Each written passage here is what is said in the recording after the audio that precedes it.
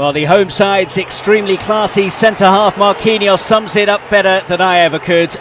Brazil versus Argentina is much more than a simple game of football. These jerseys make the world stand still to watch their games. Brazil in the yellow and green jerseys, Argentina in the white and sky blue stripes. This really is a super classico in world football. Leon Osman, Brazil are seen to be the slight favourites. Do you go along with that? Yeah, I think I would. I think the fact that they're on home soil, I think that their record in this competition over the past 10 or 15 years would suggest that they are the favourites going into this game. You have to give them that right, and I'd expect to see them try and start the game in that manner, start it in a comfortable fashion, try and control the play, dictate the tempo of the game, try and set an early message out today. Clipped out by the hero of the semi-final penalty shootout win for Argentina, Emi Martinez. The Argentine has been called a phenomenon by Lionel Messi for his displays, which has seen him cement that goalkeeper position, which has been a problem position for Argentina over the years. Esteban Ostihic is already telling Lionel Scaloni to pipe down. Might be a long night for him in that respect.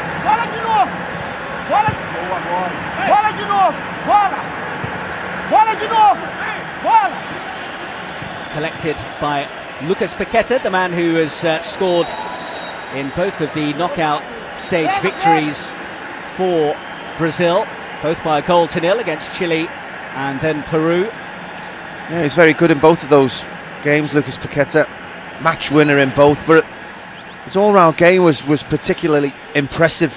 When teams and opposition like Argentina will today, you try and identify Neymar as the go-to guy for Brazil, but they do have quality players throughout the rest of their team.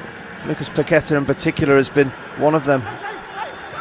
Yes, Tite, the Brazil coach, has experimented with playing more of a 4-4-2 formation with strikers pushed out wide like Richarlison and Gabriel Jesus, who is suspended tonight after his kung fu kick red card that you may have seen earlier on in the tournament. But when he's played those strikers out wide, it's left them a bit light in midfield, and both in the last game and in this game he's reverted to having that extra midfielder as Fred picks up an early yellow card, much dismay of Tite. Yeah, initial thought was that was a touch harsh. I think he probably does follow through the ball afterwards and just does rake down the shin. Montiel on that right hand side of the field. Generally you can see that players may get away with the first one, not on this occasion. Fred straight into the book, and you'll have to be careful now for the remaining 87 minutes of this game. The Ajax fullback Nicolas Tagliafico started the last game at left back, but Marcos Acuna is in for him, and Gonzalo Montiel on the right side of defence has replaced a player who's impressed generally, Nahuel Molina, on the books of Udinese, the 23-year-old. The other change coming at the heart of the back line with Christian Romero, who they have high hopes for in the Argentine national setup. He's missed the last few games for injury, but back today, so 3 of the back 4, different to the side that started the semi-final for Lionel Scaloni. Another of those to come into the side was Angel Di Maria. Well, it was no surprise to see him come back into the team. His performance was impressive when he joined the game in midweek against Colombia. His side were just off the pace at the moment he came on, but his performance really was probably one of the reasons why Argentina edged it in the end. He was very impressive. He drove at the opposition, really carried the ball and carried the fight to Colombia. No surprise to see him into the side. Ederson again getting the nod between the sticks for Brazil. What a wonderful embarrassment of riches Tite has to pick from in that position. Alisson no longer the undisputed first choice. He and Ederson jostling for that number 1 jersey. Ederson was given both knockout round matches, which some thought was evidence that he had his nose in front, but there was the counter argument that Tite did that while promising the final to Alisson. But it is the Manchester City man who starts in goal ahead of the Liverpool keeper. Yeah, I don't think you can argue too much if he decides to choose either of those options. Both wonderful goalkeepers. I think the big surprise would have been if he'd left, say, Alisson out for the quarter-final, for the semi-final, but then to bring him back in for the final. I think once you've made that decision with a goalkeeper, you tend to stick with them throughout a competition, throughout a tournament, give them a run of games. I think that's when certainly most football players, but goalkeepers in particular, are at their best. Here's Otamendi. Cunha getting forwards well. Chase on for Danilo. Well, made sure he wasn't getting there by hook or by crook.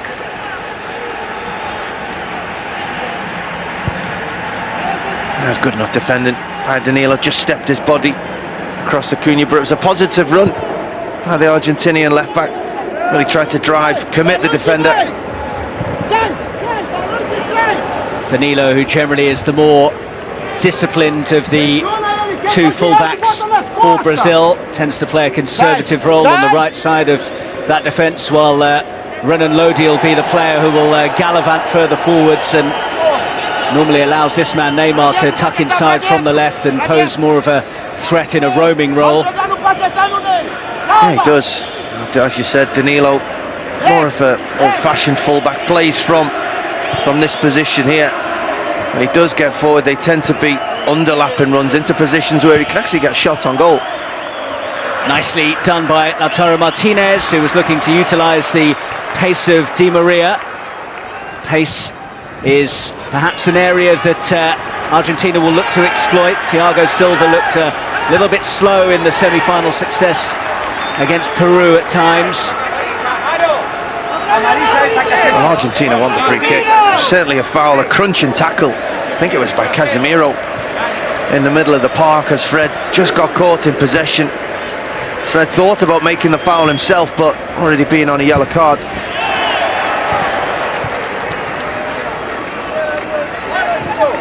Lo Celso, who played a fine pass to help carve out the chance for Argentina's goal against Colombia in the semis. There was a fair amount of back chat in that semi as it went on between Argentina and Colombia. The referee was being lobbied by both sides, and already early signs of a similar pattern emerging in this one. Well, you can feel the tension already. You can feel it from the players on the field. You can feel it from the touchline. People eager to champion every decision, every claim for a foul or anything, to give the referee just a helping hand in making that decision. Everyone's desperate to get the upper hand. The first part of the game is so important to try and become the dominant team. Those decisions can be crucial.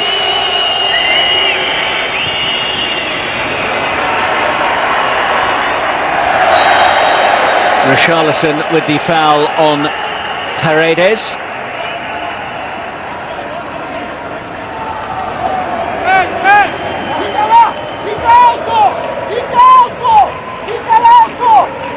It's a lovely piece of skill already by Neymar. Just the flick, the touch, the awareness. But Salso never getting anywhere near that one. I mean, it's sideways, and his manager would much rather he was doing that on the edge of the Argentinian penalty area than in his own half, but still wonderful to see from us. Richarlison unable to get on the end of that flick from Neymar. Martinez forwards. Cunha waited a bit too long.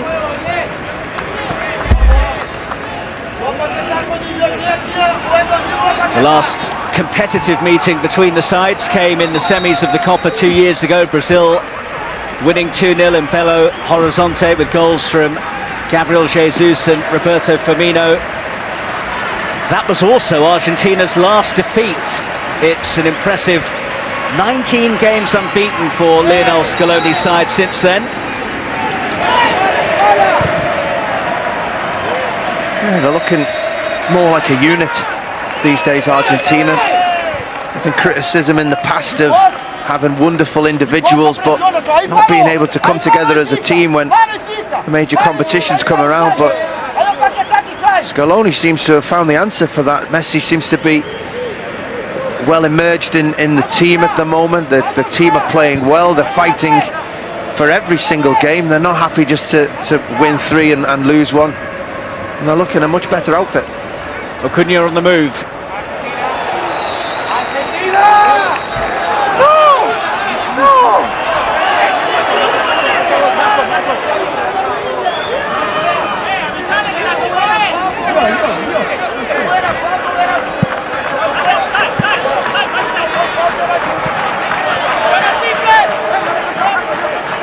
Danilo's throw. Paqueta. Here's Marquinhos, a real Rolls Royce of a centre-half is Marquinhos. One of those players that you don't really tend to notice because he's just that good. He's a wonderful player. I think you notice him when he's popping up with big goals in Champions League ties and helping his side progress to the latter stages. Wonderful player.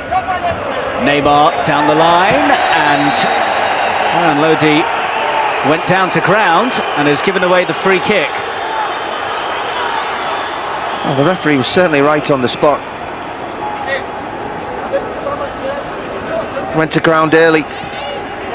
Lodi. Yeah, and there's no doubting that that's a free kick. Tough to tell from first view. I thought there may have been a tackle in there coming together, but clearly second to the ball. Good to see the referee not feeling he needed to show a yellow card. Here's Otamendi. Bit of a loose ball forwards, charged down by Everton Suarez. Paqueta running into traffic. Fred helps it on. Here's Everton.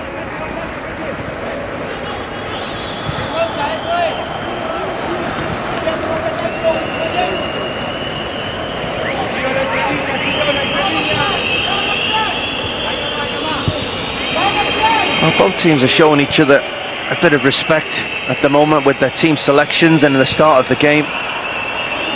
Richarlison trying to nod it down, chance! Well, they get a bit lucky there, the first half sight of goal.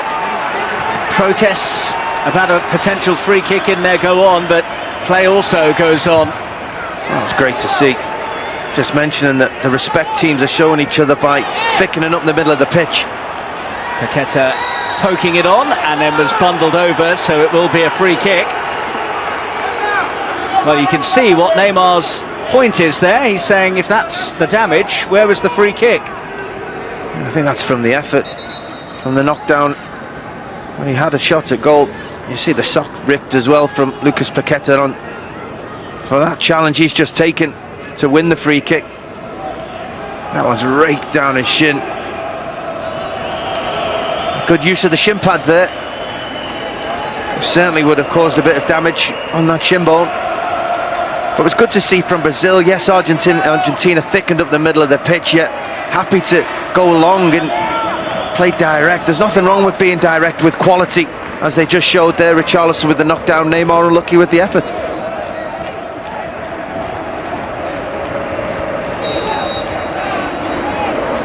Paqueta leaves it for Neymar to take.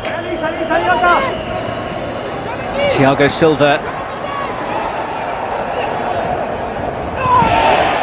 And another collision and another appeal. Montiel this time lobbying the referee for a yellow card.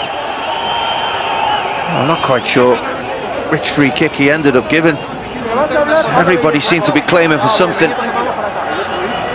There's a challenge on the ankle of Montiel, then there was a potential kick to the face of one of the players. There was a challenge with Messi and Casemiro as well.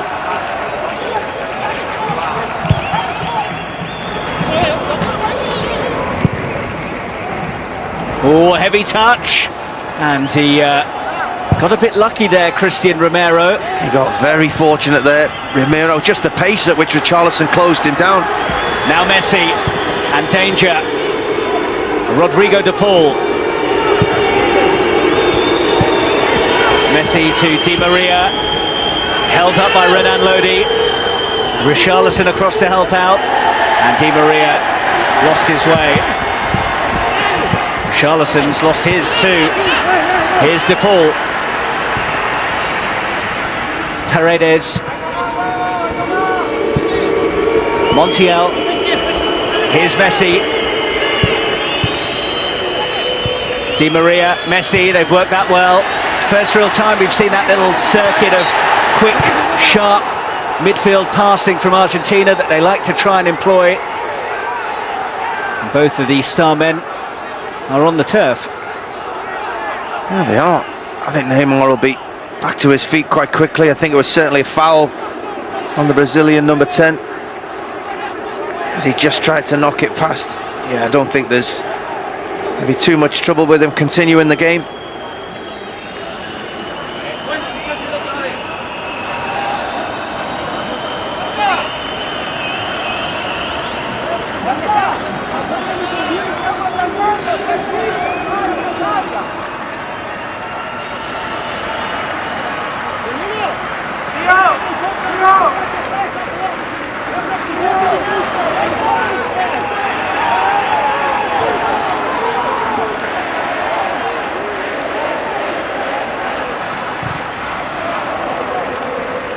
Danilo.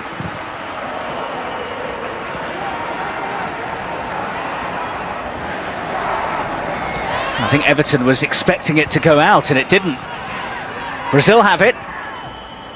Just over a quarter of an hour played at the Maracanã, 0-0, and no serious chances of note. Neymar.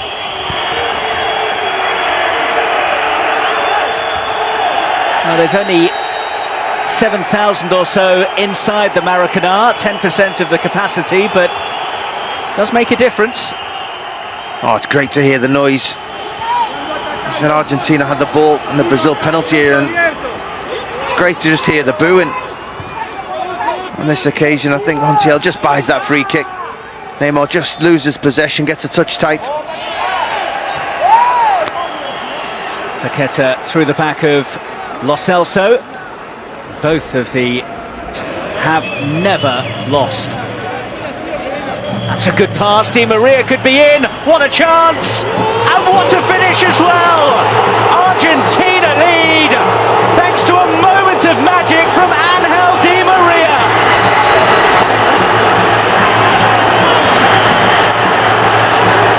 There might not be many Argentina fans inside the Maracanã, but they are making a right racket. Are they on course to end their long trophy drought? They haven't lifted a title since 1993, but was Di Maria offside?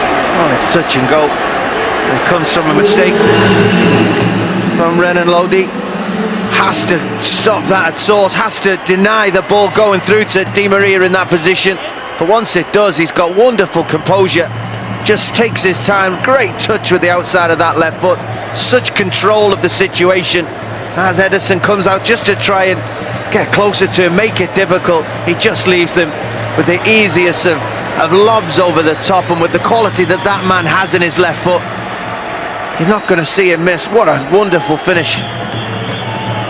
VAR have had a look and the goal is good, and it certainly was very good in terms of the finish from Angel Di Maria.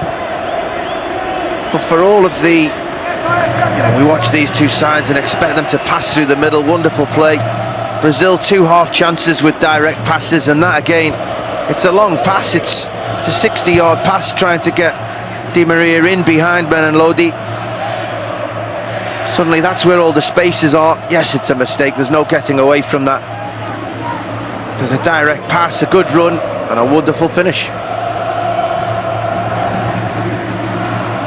Well, that's one of the areas that Lionel Scaloni deserves praise for as well, because they've got different ways of finding a way through against sides. They can play that midfield circuit of quick interchanges, but also have the ability to go long. Normally, though, it's Lautaro Martinez, the Inter Milan forward, that they look to hit, utilising his pace with a ball over the top. This time it was Di Maria. If you're going to play that way, and you're going to do it successfully, it can't always be the same player. It can't always be Lautaro Martinez making that run. They have to mix it up. It's Di Maria on this occasion, just catching Brazil a little bit flat-footed. Lack of concentration at left back. Suddenly Argentina find themselves a goal ahead. Brazil are unbeaten in their last 26 games at home in the Copa America. 17 wins, 9 draws. They've only lost 2 of 46 on the home turf in the competition in total, against Paraguay in 1949 and Peru in 1975. It generally doesn't happen, let alone in a final against your arch enemies. I don't think there'll be any panic from Brazil at the moment, or from Tite. They know they've got the players, they know they have the ability to get back into this game, to score a goal at any moment themselves. What they do need to do, considering the type of team that they are, is to get control of the ball, keep possession in the Argentinian half, get Neymar in the game. We've not seen Everton at all. Lucas Paqueta hasn't had the influence that he's had. These boys, the players, need possession of the ball. Yeah, it's been neither team's really took control.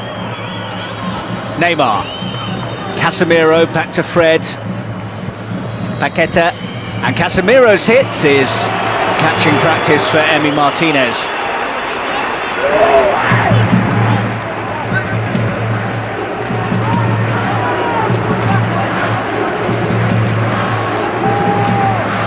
It's been some time since Argentina had a keeper that they could really call top draw. Lionel Scaloni's used 8 since the 2018 World Cup finals, but Emi Martinez appears to have solved that particular problem. What a rise he's had in the past 18 months, from getting in the Arsenal side after an injury, to staking his claim for that position, to play at Aston Villa, to find himself in the Argentina first team. If anyone saw his performance in the semi-final, especially in the penalty kicks, when he had the confidence and the character to give it out to the penalty takers and just try and put them off the stride, that's a sign of a player full of confidence and belief in themselves. That's why you're seeing him playing for Argentina.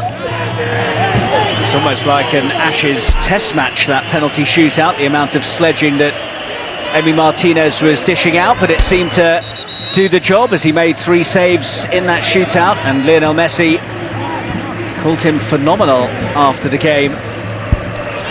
You know, some players, some people might not like that or appreciate that, but I think it shows.